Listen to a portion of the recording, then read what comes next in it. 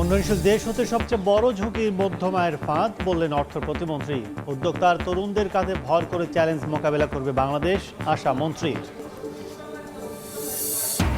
কোরবানির আগে সিন্ডিকেটের কবলে মশলার বাজার, 2 সপ্তাহে কেজিতে 1000 টাকা বেড়েছে এলাচের দাম, বাড়তি জিরা দারুচিনিও, আবারও চড়া সবজি।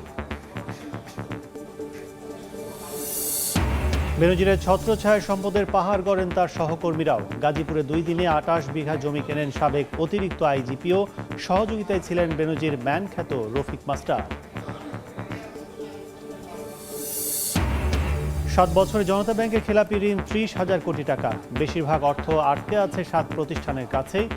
কর্মকর্তাদের অনিয়মের কারণেই বেহাল দশা বলছেন অর্থনীতিবিদরা। এবং সিলেট অঞ্চলে গ্রাহকের কাছে বিদ্যুৎ উন্নয়ন বোর্ডের বকেয়া 130 কোটি টাকা। মন্ত্রণালয় ও সরকারি সংস্থার কাছে পাওনা 30 কোটি, বিঘ্নিত নিরবিচ্ছিন্ন সরবরাহ।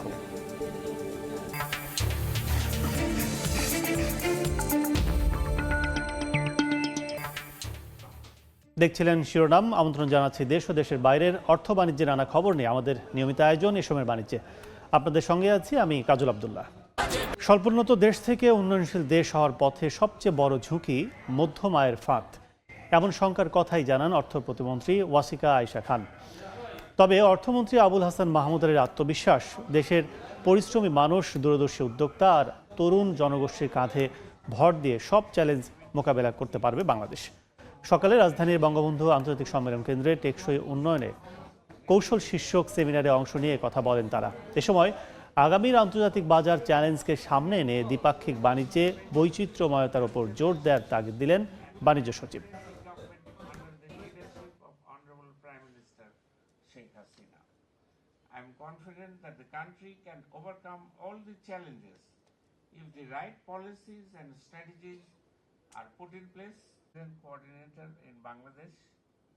The LDC graduation is no doubt an important milestone in our development journey. It's a matter of great pride for the whole nation. It will enhance our image at the global level. We understand that the graduation from LDC status will bring few challenges in front of us. However, we believe that our strengths lie in our hard-working people, vibrant entrepreneurs, the young generation, and people-friendly government under the leadership of Honorable Prime Minister. I am confident that the country can overcome all the challenges. Bangabandhu আন্তর্জাতিক সম্মেলন কেন্দ্রে টেকসই উত্তরণের কৌশল শীর্ষক seminar চলছে। সেখানে আছেন রিপোর্টার কামরুল হাসান সবুজ। সরাসরি যাচ্ছি তার কাছে।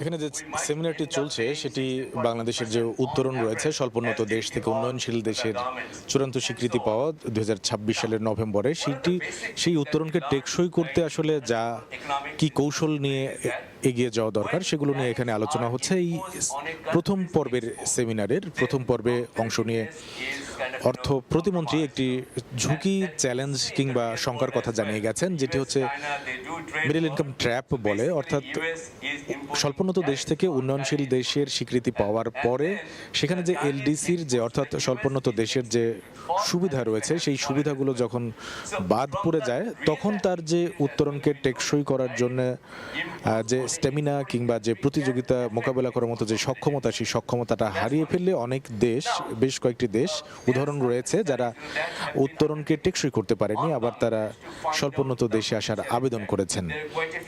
তো ঠিক সেরকম একটি ঝুঁকি বাংলাদেশকে মোকাবেলা করতে হবে, কারণ স্বল্পোন্নত দেশের সুবিধা পাবে না। বিশ্বের যে বাজার প্রতিযোগিতা, বিশ্ব বাজার প্রতিযোগিতাতে তাকে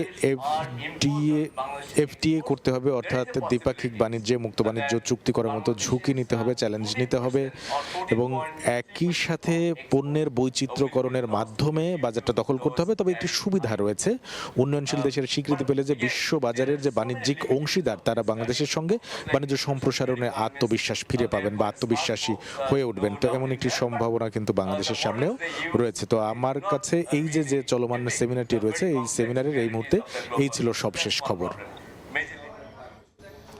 এতক্ষণ সরাসরি ছিলাম টেকসই উত্তরণ কৌশল শীর্ষক সেমিনারে। এবার কোরবানি ঈদ ঘিরে সিন্ডিকেটের কবলে মশলার বাজার। কৃত্রিম সংকট সৃষ্টি করে বাড়ানো হয়েছে সব ধরনের গরম মশলার দাম। দু সপ্তাহের ব্যবধানে কেজিতে সাদা ও কালো এলাচের দাম বেড়েছে 800 থেকে 1000 টাকা। জিরা, দারুচিনি ও গোলমরিচের দাম কেজিতে বাড়ানো হয়েছে 100 টাকা। বাজারে এসে মালিকার চোখে মুখে যেন আতঙ্ক, শঙ্কা, কোনটি রেখে কোনটি কিনবেন, সবকিছুর দামই তো আকাশ ছোঁয়া। মাছ কিনা হয় না, মাছের দাম বেশি, আমরা কেমনে চলবো? বাজার বাস্তবতা এখন কতটা কঠিন তা হাড়ে হাড়ে টের পান বাজার করতে আসা সাধারণ মানুষ। আমরা মধ্যবিত্ত বলতে কিছু নাই, আমরা স্যান্ডউইচের ভিতরে এখন আছি। এদিকে চাপ, এদিকে চাপ। অন্যান্য দেশে ঈদ আইলে দাম কমাইয়া দেয়, আর আমাদের দেশে দাম বাড়ে। পণ্যের দাম বাড়াতে যেন একটি অজুহাতই যথেষ্ট। সারা বছর সেই সুযোগই খুঁজে বেড়ান মুনাফালোভী অসাধু ব্যবসায়ীরা। এই যেমন কুরবানির ঈদ ঘিরে চড়া মশলার দাম। সরবরাহ স্বাভাবিক, তবু কৃত্রিম সংকট সৃষ্টি করে বাড়ানো হয়েছে দর, এমন অভিযোগ খুচরা বিক্রেতাদের।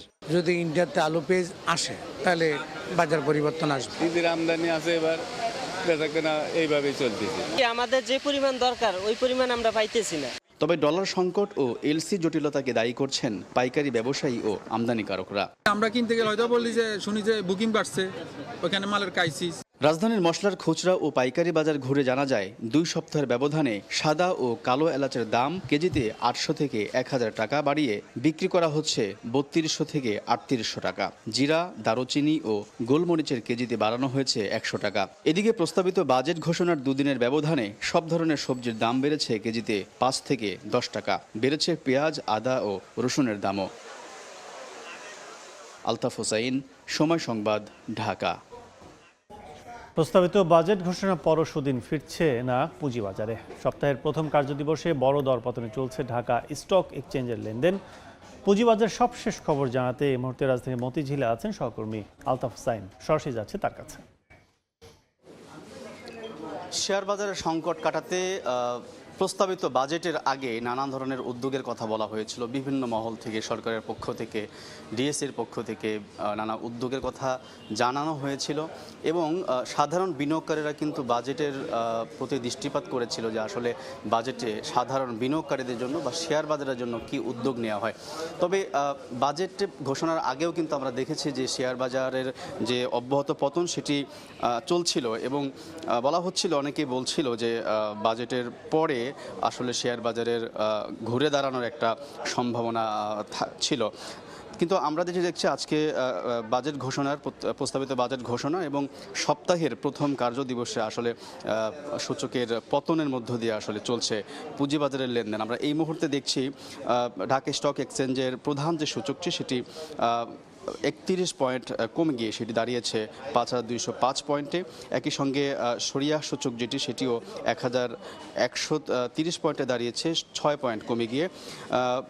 বাছাই সূচকটিও 13 পয়েন্ট কমে গিয়ে 1844 পয়েন্টে গিয়ে অবস্থান করছে এবং আজকে 39,041 শেয়ার লেনদেনের শেয়ার হাত বদলে আজকে টোটাল যে টাকার অঙ্কে যে লেনদেন সেটি আমরা দেখছি 100 কোটির উপরে দাঁড়িয়েছে এবং আজকে বেশিরভাগ কোম্পানির শেয়ারের দাম কমেছে। আমরা দেখতে পাচ্ছি যে 242টি কোম্পানির শেয়ারের দর কমেছে এবং এই যে অবস্থা চলছে শেয়ার বাজারে একটি পতনের মধ্য দিয়ে চলছে। গত সপ্তাহে আমরা দেখেছি যে প্রায় 2,500 কোটি টাকার বাজার মূলধন কিন্তু হারিয়েছে ঢাকা স্টক এক্সচেঞ্জ এবং সূচকে বড় ধরনের পতনও গত সপ্তাহে আমরা দেখেছি। তো আজকে প্রথম কার্যদিবসে এভাবেই পতনের মধ্য দিয়ে চলছে। তবে সাধারণ বিনিয়োগকারীরা যেটি বলছেন যে আসলে প্রস্তাবিত বাজারে তেমন কোনো সুখবর না থাকায় আরও পতনের মধ্যেই বা ধসের মুখেই যাচ্ছে পুঁজিবাজার। এই ছিল আমার কাছে থাকা পুঁজিবাজারের সর্বশেষ খবর। পুঁজিবাজারের লেনদেনের পরিস্থিতি জানতে এতক্ষণ ছিলাম রাজধানীর মতিঝিলে। বেনজির আহমেদের আলাদিনের চেহারা ঘষে পরিবারের সদস্যের পাশাপাশি সহকর্মীরাও সম্পদের পাহাড় গড়েছেন। পুলিশের সাবেক অতিরিক্ত আইজিপি মোহাম্মদ ইব্রাহিম ফাতিমি ও আব্দুর রাজ্জাক নামে আরেকজন তার সঙ্গে থেকে গাজীপুরে কিনেছিলেন 28 বিঘা জমি। অবশ্য অজ্ঞাত কারণে 2 বছর পর 2.5 কোটি টাকার জমি প্রায় 28 লাখ টাকা লোকসান দেখিয়ে লিখে দেন ভাওয়াল রিসোর্টের নামে। রাজিবুল হাসানের রিপোর্ট, ছবি তুলেছেন জুনাইদ রুবেল। পুলিশের সাবেক আইজিপি বেনজির আহমেদের অপকর্মের তালিকায় প্রতিদিন বেরিয়ে আসছে নতুন নতুন তথ্য। পরিবারের সদস্য তো বটেই, ক্ষমতায় থাকাকালীন সময়ে সহকর্মীদের নিয়েও দেশের বিভিন্ন স্থানে সম্পদের পাহাড় গড়েছেন তিনি। ঢাকা মহানগর পুলিশ কমিশনার থাকাকালীন সময়ে মাত্র 2 দিনের মধ্যে 2,45,90,000 টাকার জমি ক্রয় করেন শিল্পনগরী গাজীপুরে। অনুসন্ধানে পাওয়া 4টি দলিল বিশ্লেষণে দেখা যায় সদর উপজেলার বারুইপাড়া মৌজায় 28 বিঘা জমি ক্রয় করেন বেনজির আহমেদ ও তার সহকর্মী। সে সময় তার ঘনিষ্ঠ পুলিশের সাবেক অতিরিক্ত আইজিপি মোহাম্মদ ইব্রাহিম ফাতেমি ও মোহাম্মদ আব্দুর রাজ্জাক যৌথ মালিকানায় 2 দিনের মধ্যে এসব জমি ক্রয় করেছিলেন। 2 বছর পর 2013 সালে 2,17,60,000 টাকা মূল্য দেখিয়ে এসব সম্পত্তি লিখে দেন ভাওয়াল রিসোর্টের নামে। আশ্চর্যজনক বিষয় হচ্ছে কাগজে কলমে সে সময় জমি বিক্রিতে লোকসান দেখান 28,30,000 টাকা। কৃষকদের এসব জমি কম দামে কিনতে স্থানীয়ভাবে বেনজির আহমেদকে সহযোগিতা করেন রফিকুল ইসলাম মাস্টার। বেনজিরের ম্যান হিসেবে পরিচিত এই রফিক মাস্টার পুলিশি দাপট দেখিয়ে এলাকায় আতঙ্ক সৃষ্টি করে জমি বিক্রি করতে অনেককে বাধ্য করেন। অবশ্য গণমাধ্যমে বেনজিরের কর্মকাণ্ড সামনে এলে সবকিছুই ভুলে বসেছেন এখন তিনি। এত বড় লোকের লগে আমাদের কোনো সম্পর্ক নাই, আমরা এতে সাক্ষাৎকার আমি এই ব্যাপারে কিছুই জানি না। আপনি কি বেনজিরের জায়গাগুলো কিনে দিয়েছেন? না না না না, প্রশ্নই আসে না। আমি ওনার চিনি না, আমি জানি না আমার বাবার টাকা বিক্রি করছি, এটুকুই আমি জানি। ক্ষমতার অপব্যবহার করে নামে বেনামে সম্পদের পাহাড় গড়া অবসরপ্রাপ্ত বেনজির আহমেদের অবৈধ সম্পত্তি ক্রুক করেছে সরকার। এরই মধ্যে গোপালগঞ্জের Shabana eco resort and natural park সরকার দখলে নিলেও এখনও ধরাছোঁয়ার বাইরে বেনজিরের সে সময়ের সহচররা। তাদেরকেও আইনের আওতায় আনা উচিত বলে মনে করছেন সাধারণ মানুষ।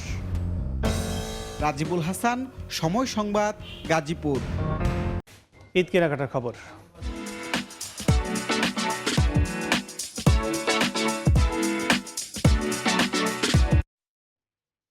দেশে দিন দিনেই জনপ্রিয় হয়ে উঠছে অনলাইনে খাবার অর্ডার করা। ঝামেলা এড়িয়ে অনেকেই বাসায় কিংবা অফিসে বসেই খেতে পারেন বাহারি খাবার। পাশাপাশি মোবাইল ব্যাংকিংয়ে পেমেন্ট সুবিধা নাগরিকের জীবনে এনেছে অন্যরকম স্বস্তি। একটি বেসরকারি প্রতিষ্ঠানে কাজ করেন ফারজানা নীলা। অফিসের ব্যস্ত সময়ে দুপুরের খাবারের জন্য তার ভরসা অনলাইনে কেনা খাবার, আর ক্যাশ টাকার ঝক্কি এড়িয়ে পেমেন্ট অপশন হিসাবে বেছে নেন মোবাইল ব্যাংকিং। অনলাইনে আমি চুজ করতে পারি খাবারগুলো, তারপরে ওরা এসে দিয়ে যায়, আমার বাইরে যেতে হলো না। ওদেরকে ইচ্ছা করলে মোবাইল ব্যাংকিংয়ের মাধ্যমে অথবা ক্যাশেও দিতে পারি। কর্মজীবী এই নারীর মতো আরও অনেকের জীবনে স্বস্তি এনে দিয়েছে অনলাইন ফুড পারচেজিং। কেননা ঘরে বসেই যে কোনো রেস্টুরেন্টের বাহারি খাবার উপভোগ করতে পারেন ক্রেতা। লাইফটা তো এখন অনেক ইজি হয়ে গিয়েছে অনলাইন পারচেজের কারণে। ইউনিভার্সিটি বলেন কেন, বাসায় বললেও আমরা খাবার অর্ডার করলে যখন খাবার যে কোনো সময় পেতে পারতেছি। ক্যাশলেসটাই বেশিরভাগ প্রিফার করি আমি। কার্ডে অথবা বিকাশ পেমেন্টগুলো আমরা মোবাইলের মাধ্যমে, বিকাশের মাধ্যমে বা অন্য কোনো মাধ্যমে করে ফেলি। শুধু খাবার নয়, বিভিন্ন মোবাইল ব্যাংকিং প্রতিষ্ঠানের ক্যাশব্যাক আর ডিসকাউন্ট অফার নতুন মাত্রা যোগ করেছে এমন কেনাকাটায়। বিভিন্ন সময় ক্যাশব্যাক অফার থাকে, অফিসে সময় বাঁচিয়ে আমরা খুব শর্ট টাইমে খাওয়া দাওয়ার ব্যবস্থা করা যায়। আমাদের ডাইনিংও এখন ভালো রেসপন্স আছে, ফুড কোয়ালিটি আগের থেকে বেটার। দেন আপনি চাইলে অনলাইনে অর্ডার করতে পারেন, কার্ড, বিকাশ পেমেন্ট এগুলোতে পেমেন্ট দিতে পারবেন। সময়ের সঙ্গে তাল মিলিয়ে ফুড ডেলিভারি আর পেমেন্ট পদ্ধতি মানুষের জীবনযাত্রা আরও সহজ করে করেছে ঝামেলামুক্ত, এমনটাই বলছেন সংশ্লিষ্টরা। ফরহাদুর রহমান, সময় সংবাদ, ঢাকা। দেখছেন এই সময় বাণিজ্যের সময়। এ পর্যায়ে জানবো মোদীর শপথ অনুষ্ঠানের খবর। টানা তৃতীয়বার ভারতের প্রধানমন্ত্রী হিসেবে নরেন্দ্র মোদীর শপথ ঘিরে নয়াদিল্লি জুড়ে নেওয়া হয়েছে কঠোর নিরাপত্তা। বিস্তারিত জানাতে এই মুহূর্তে নয়াদিল্লিতে আছেন সহকর্মী সুব্রত আচার্য। সরাসরি যাচ্ছি তার কাছে।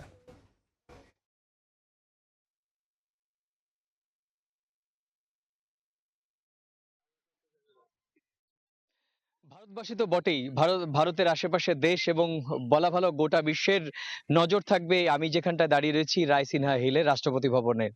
জানেন যে এই দুপুরের পর থেকেই যে রাষ্ট্রীয় আনুষ্ঠানিকতা, সেই আনুষ্ঠানিকতা পরপর শুরু হবে। বাংলাদেশের প্রধানমন্ত্রী শেখ হাসিনাও কিন্তু এই শপথ অনুষ্ঠানে হাজির হবেন। এছাড়াও বঙ্গোপসাগরীয় যে 7-8টি দেশ রয়েছে, প্রত্যেকটি দেশের রাষ্ট্রপ্রধান এবং রাষ্ট্রনায়করাও কিন্তু নরেন্দ্র মোদীর এই শপথ গ্রহণ অনুষ্ঠানে উপস্থিত থাকবেন। এছাড়াও দেশ বিদেশি মিলে প্রায় 9,000-এরও বেশি আমন্ত্রিত অতিথি এই রাষ্ট্রপতি ভবনে তাদের আসন জৌলুস করবে। আপনি জানেন যে এবার অতিথিদের তালিকায় রাখা হয়েছে বেশ কয়েকজন সাফাই কর্মীকে এবং একই সঙ্গে বৃহন্নলাদেরও রাখা হয়েছে এবং বিভিন্ন শ্রেণী পেশার সাধারণ মানুষ তারাও কিন্তু থাকছেন। প্রধানমন্ত্রী তৃতীয়বারের মতো প্রধানমন্ত্রী শপথ নেওয়ার অনুষ্ঠানটি চিরাচরিতভাবে রাষ্ট্রপতি ভবনে না করে এই যে কর্তব্য পথ, আমি যে পথ চাইতে দাঁড়িয়ে রয়েছি এই কর্তব্য পথ হয়ে রাষ্ট্রপতি ভবনে দিকে যান। এই কর্তব্য পথেই কিন্তু প্রধানমন্ত্রী নরেন্দ্র মোদী চেয়েছিলেন যে সাধারণ রাষ্ট্রীয় অতিথি ছাড়াও সাধারণ মানুষের উপস্থিতিতে এই মাহেন্দ্রক্ষণ, এই ঐতিহাসিক সময় জওহরলাল নেহরুর পর তৃতীয়বারের মতো প্রধানমন্ত্রীর কুর্সিতে বসতে চলেছেন, সেই সময়ে সাধারণ মানুষও এখানে থাকুক এবং সাধারণ মানুষের জন্য একেবারে খুলে দিতে চেয়েছিলেন। কিন্তু রাষ্ট্রীয় যে সূচি তাতে কিন্তু তার যে আশা, সেই আশা কিন্তু পূরণ হয়নি। রাষ্ট্রের যে চিরাচরিত নিয়ম রায়সিনহা হিলে রাষ্ট্রপতির কাছেই, রাষ্ট্রপতি ভবনের অন্দরেই রাষ্ট্রপতি যে শপথ পাঠ করাবেন সেই অনুষ্ঠানটি রাষ্ট্রপতি ভবনের অন্দরেই হবে। তো এইটা গণমাধ্যম সহ সব জায়গায় কিন্তু চর্চিত বিষয়। এছাড়া বলে রাখি যে আপনি জানেন দিল্লির যে সার্বিক নিরাপত্তা ব্যবস্থা সেটি দুপুর 12টার পর থেকেই আঁটোসাঁটো করা হবে। এমনিতে সকাল থেকে আমি বিভিন্ন পয়েন্টে ঘুরে বেরিয়েছি। দিল্লির শহরের যে নিরাপত্তা ব্যবস্থা সেটি সার্বিকভাবে আঁটোসাঁটো করা হলেও যে এই নজিরবিহীন নিরাপত্তা বলয় যেটি বলা হয় সেটি কিন্তু এখনো আমাদের চোখে পড়েনি। তবে দুপুর 12টার পর থেকে কিন্তু নিরাপত্তার যে ছবি সেটি আস্তে আস্তে সামনে আসবে। আপনি জানেন যে 5 স্তরীয় নিরাপত্তা ব্যবস্থা রয়েছে। এই যে ভবন, রাষ্ট্রপতি ভবনের আশেপাশে কোনো বিমান চলাচল নিষিদ্ধ, ড্রোন উড়ানো নিষিদ্ধ, এমনকি গুড়ি উড়ানো নিষিদ্ধ, যেটা আমরা দেখেছিলাম G20-তে যেরকম নিরাপত্তা বলে দেখেছিলাম। তো সব মিলিয়ে রাষ্ট্রপতি ভবন প্রস্তুত। তৃতীয়বারের মতো প্রধানমন্ত্রীর আসনে বসার জন্য যে শপথ অনুষ্ঠান তার কিন্তু আনুষ্ঠানিকতা দুপুরের পর থেকে শুরু হয়ে যাবে। তো এই ছিল আমার কাছে রায়সিনহা হিল রাষ্ট্রপতি ভবনের সামনে থেকে প্রধানমন্ত্রী নরেন্দ্র মোদী তৃতীয়বারের মতো শপথ অনুষ্ঠানের আগে আমার কাছে থাকে এখন পর্যন্ত সবশেষ তথ্য। দেখছেন এই সময় বাণিজ্য। 7 বছরে 6 গুণ বেড়ে জনতা ব্যাংকের খেলাপি হয়েছে 30,000 কোটি টাকা। এসব মূলধন আদায়ে ব্যর্থ হয় খেলাপির 57% অর্থই আটকে আছে 7 প্রতিষ্ঠানের কাছে। অন্যদিকে প্রদানকৃত ঋণের অর্থ সঠিকভাবে আদায় করতে পারছে না ব্যাংকটি। দুর্নীতি, প্রভাব বিস্তার আর কর্মকর্তাদের অনিয়মের কারণেই ব্যাংকটির বেহাল দশা বলছেন অর্থনীতিবিদরা। বিস্তারিত দেখুন আমার করা রিপোর্ট। 2017 থেকে 2024 রাষ্ট্রায়ত্ত জনতা ব্যাংকের 5,000 কোটি টাকার খেলাপি ঋণ ছাড়িয়েছে 30,000 কোটি টাকায়। 1 বছরের ব্যবধানেই হয়েছে দ্বিগুণ। এর মধ্যে 14,210 কোটি টাকাই 7 জন গ্রাহকের কাছে জিম্মি। খেলাপি সর্বোচ্চ পর্যায়ে রয়েছে অ্যানোনটেক্সের 7,708 কোটি টাকা। এরপর 1,000 কোটি টাকার খেলাপি রয়েছে Crescent, Ratanpur, S Alam group, Remex footwear সহ চৌধুরী গ্রুপের 625 কোটি ও রাঙ্গা গ্রুপের 552 কোটি টাকার মন্দ ঋণ। মূলত অনিয়ম করে এসব অর্থ বের করে নেওয়া হয় ব্যাংক থেকে। বছরের পর বছর অব্যাহত এমন অনিয়মের কারণেই বর্তমানে ক্যান্সারে আক্রান্ত জনতা ব্যাংক, যার দায় রয়েছে ব্যাংকটির বর্তমান এমডি সহ ঊর্ধ্বতন পর্ষদেরও। প্রতিষ্ঠানটির সাবেক চেয়ারম্যান বলছেন, জবাবদিহিতায় আনতে হবে সাবেক বোর্ড সদস্যদেরও। বোর্ডের লোক যতদিন পর্যন্ত পলিটিক্যাল কনসিডারেশনে বোর্ডে লোক দেওয়া হয় ততদিনই প্রবলেম থাকবে। সরকারি চাকরি করছে বলে যে উনি ব্যাংকের ডাইরেক্টর হবেন, হু সেজ দিস? সরকারি চাকরি সচিব বলে যে সে ব্যাংকের ডাইরেক্টর হলে উনি চালাতে পারবে, এটা ঠিক না। বাংলাদেশ ব্যাংকের রিপোর্ট অনুযায়ী গত বছরের জুন পর্যন্ত ব্যাংকটি মূলধন ঘাটতিতে রয়েছে 2,189 কোটি টাকা। এর কারণ হিসেবে ঋণ আদায় করতে না পারা ও লোকসানকেই দায়ী করছেন সংশ্লিষ্টরা। By signing the document attendance যে সিগনেচারটা দিল, এটা দেওয়ার মধ্যে দিয়া he made him liable. Credit ডিপার্টমেন্টের যত এমপ্লয়ি এখানে এটার সাথে এন্ডোর্স করছে, everybody liable, nobody can escape.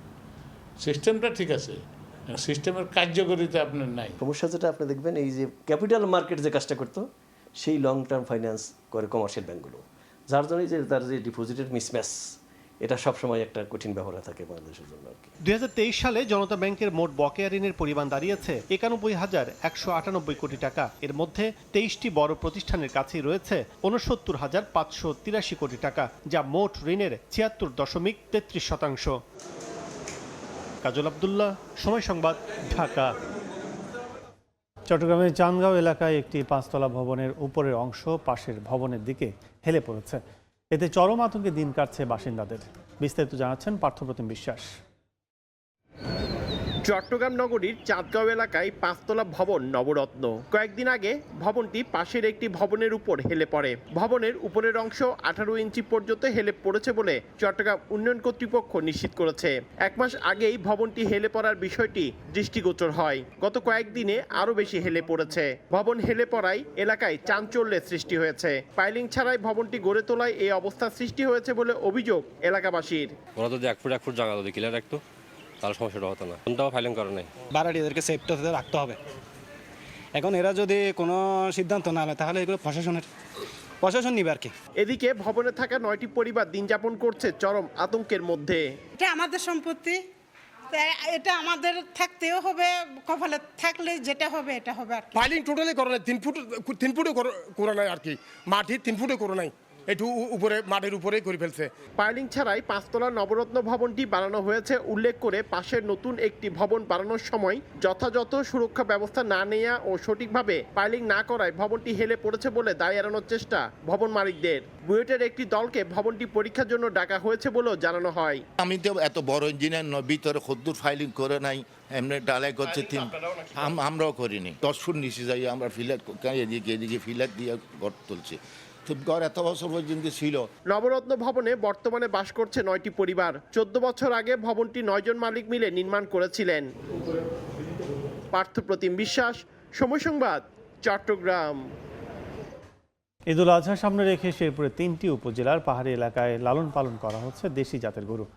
Shahidul Islam হীরার পাঠানো তথ্য, বাবু চক্রবর্তীর ছবি নিয়ে রিপোর্ট। সকালে পশু ছেড়ে আসা হয় পাহাড়ে। সারাদিন পাহাড় উপত্যকার প্রাকৃতিক চারণভূমিতে খায় ঘাস লতাপাতা। বিকেলে আবার ফিরিয়ে আনা হয় বাড়িতে।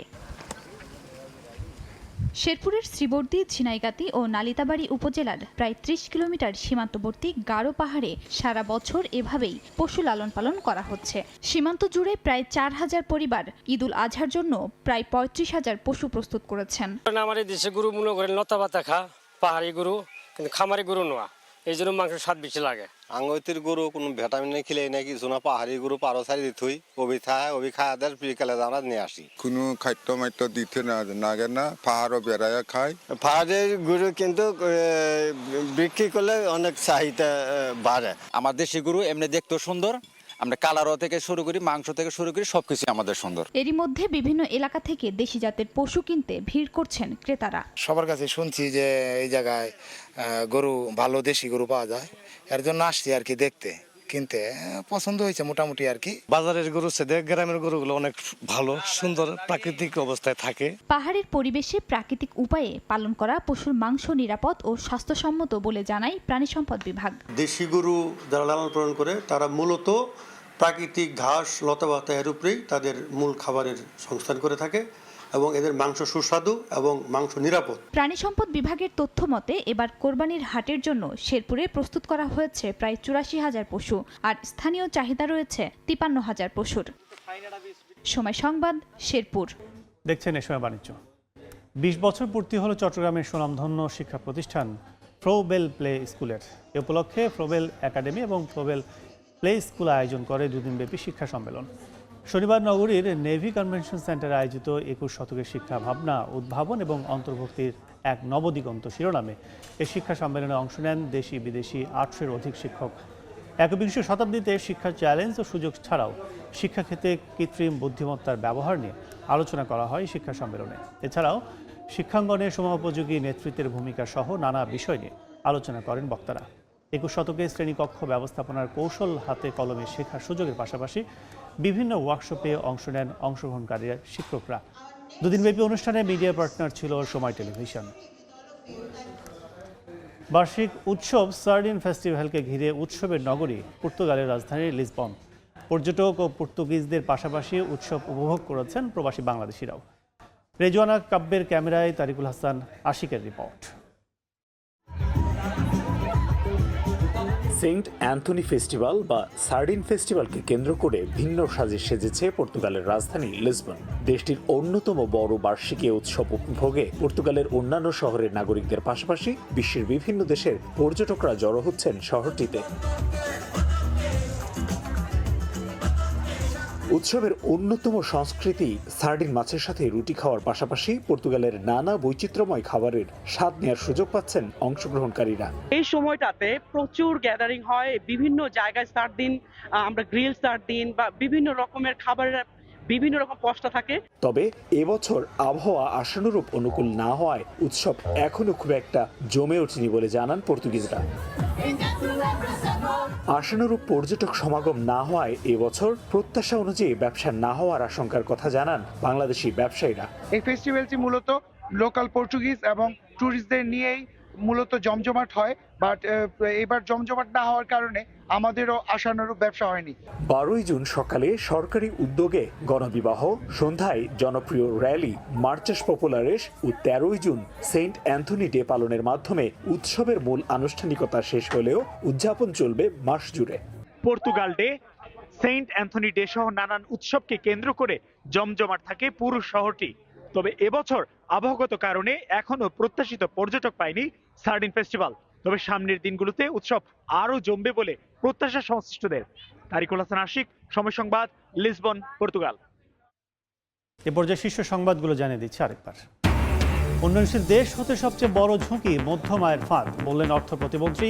উদ্যোক্তা তরুণদের কাঁধে ভর করে চ্যালেঞ্জ মোকাবেলা করবে বাংলাদেশ, আশামন্ত্রীর। কোরবানির আগে সিন্ডিকেটের কবলে মশলার বাজার, 2 সপ্তাহে কেজিতে 1000 টাকা বেড়েছে এলাচের দাম, বাড়তি জিরা, দারুচিনিও, আবারও চড়া সবজি।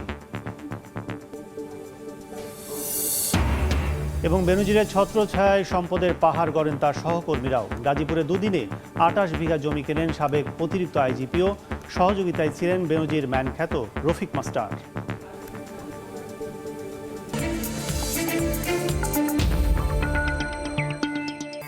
এই ছিল এ সময় বাণিজ্যে। এরপর সময় সংবাদের সঙ্গে থাকবেন আফরোজা। ধন্যবাদ আব্দুল্লাহ। সময় সংবাদ নিয়ে ফিরছি কিছুক্ষণ পর, সঙ্গেই থাকুন সময়।